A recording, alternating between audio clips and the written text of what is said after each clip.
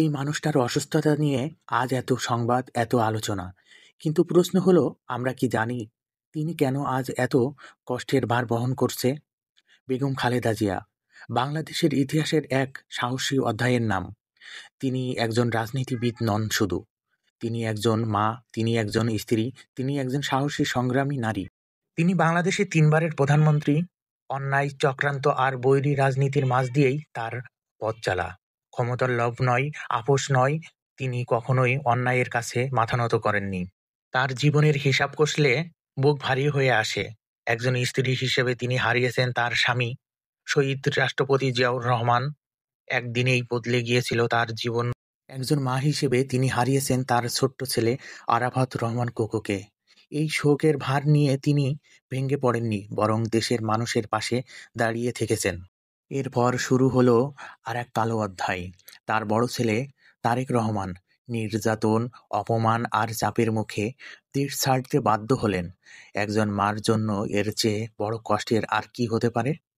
আজ অনেকেই প্রশ্ন তোলে, মায়ের এই অসুস্থতার সময় তারেক রহমান কেন দেশে ফিরছে না?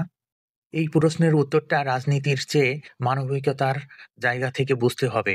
তারেক রহমান আজ দেশের বাইরে লন্ডনে বসবাস করছে, কিন্তু দেশে আসাটা কি শুধুই ইচ্ছার ব্যাপার? তিনি একা কোনো সাধারণ মানুষ নন, তার উপর আছে একটি রাজনৈতিক দায়িত্ব, বাংলাদেশের লক্ষ লক্ষ মানুষের প্রত্যাশা আর ভবিষ্যতের একটা বড় মাপের দায়িত্ব। চাইলেই তিনি দেশে ফিরতে পারেন না, কারণ প্রশ্ন আসে নিরাপত্তার। তিনি কি নিরাপদ থাকতে পারবেন? তাকে কি নির্বিঘ্নে তার মায়ের পাশে দাঁড়াতে দেওয়া হবে? অনেক প্রশ্নই ঘুরপাক খায়। একজন দায়িত্বশীল নেতার ব্যক্তিগত অনুভূতির চেয়ে দেশের ভবিষ্যৎ বড় হয়ে দাঁড়ায়। এই বাস্তবতা না বুঝে প্রশ্ন ছুড়ে মারা খুব সহজ, কিন্তু সত্যিটা অনেক কঠিন। আর বেগম খালেদা জিয়া, তিনি কখনো সহজ পথ বেছে নেননি। শত মামলা, শত চক্রান্ত, গুরুতর অসুস্থ, সবকিছুর মাঝ দিয়েও তিনি বাংলাদেশ ছাড়েননি। কারণ তিনি বিশ্বাস করছেন এই দেশের মাটিতে এই মানুষের আস্থা। আজ তার অসুস্থতাকে নিয়েও অনেকেই ছড়াচ্ছেন প্রোপাগান্ডা। কিন্তু কেউ কি ভাবছেন এত শোক, এত নির্যাতন, এত মানসিক চাপ একজন মানুষকে কোথায় নিয়ে যায়? আজকের প্রজন্ম অনেক কিছুই জানে না।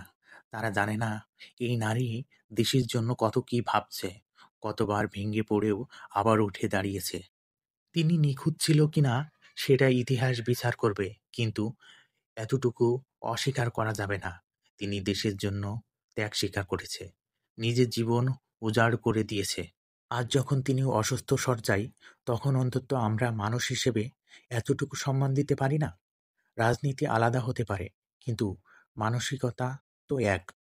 বেগম খালেদা জিয়া, তিনি শুধু একজন নাম নন, তিনি বাংলাদেশের কঠিন সময়ে দাঁড়িয়ে থাকা এক অধ্যায়।